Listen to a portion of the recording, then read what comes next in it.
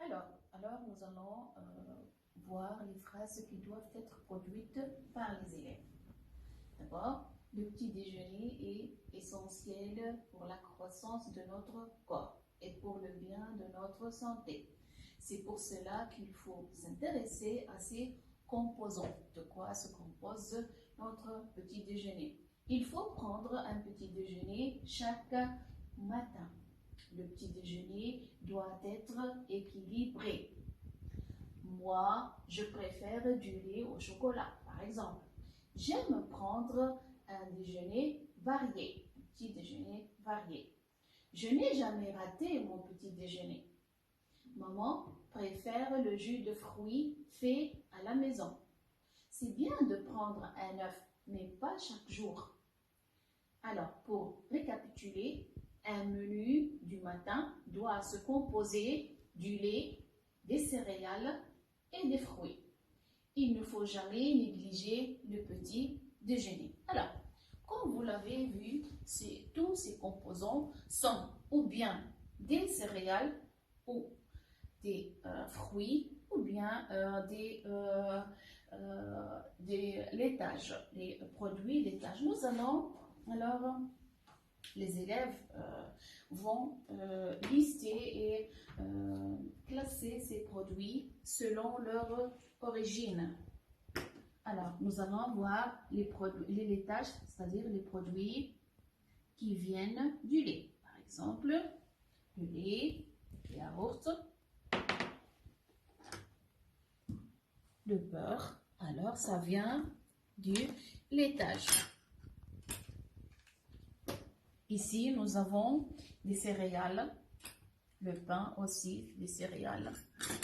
Nous avons les produits qui viennent des fruits, les dattes, les oranges, les pommes, le jus de fraise, aussi de la confiture de fraises. Ce sont des produits qui viennent tous des fruits. Nous avons d'autres produits. Nous avons les œufs, bien sûr, c'est un produit animal. Et nous avons d'autres produits qui sont un mélange, qui sont composés de céréales, des œufs, du lait. Alors, nous allons voir au tableau. Les laitages sont du lait, du yaourt, du beurre, du fromage.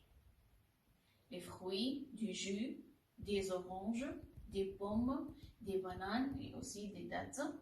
Nous avons les céréales, du pain, du sorgho. Nous avons autres origines de produits, d'autres origines, par exemple les œufs, les biscuits qui sont un mélange des œufs, du lait, de la farine, c'est-à-dire céréales, du gâteau aussi, de l'huile d'olive. On peut prendre de l'huile d'olive avec du pain le matin. Alors,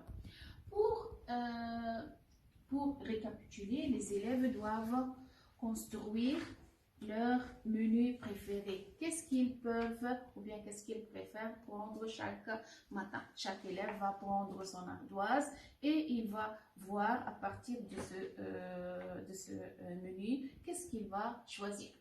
Par exemple, nous avons des ardoises.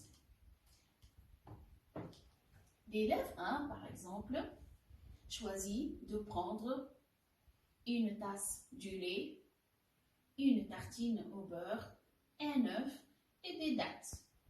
Un deuxième élève préfère un yaourt, un bol de sorgho, des biscuits, il nous manque S, des biscuits, une orange. Nous avons aussi un troisième élève qui peut choisir un bol du lait au chocolat, un morceau du gâteau et un yaourt. Un quatrième élève peut prendre un café, du pain à la confiture, un verre du jus. Ici, il faut bien attirer l'attention des élèves qu'il ne faut pas boire du café le matin. Alors, À la fin de cette première,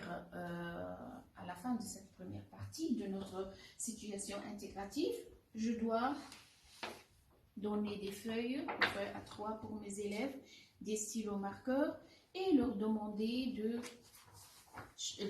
d'écrire cette journée, de décrire ce petit déjeuner en classe.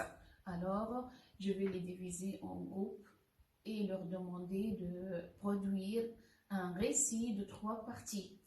2 groupes vont produire le début, 2 vont produire la suite et 2 vont produire la fin. Au tableau, nous allons choisir, nous allons comparer les produits de nos élèves et par la suite, nous allons construire collectivement un récit.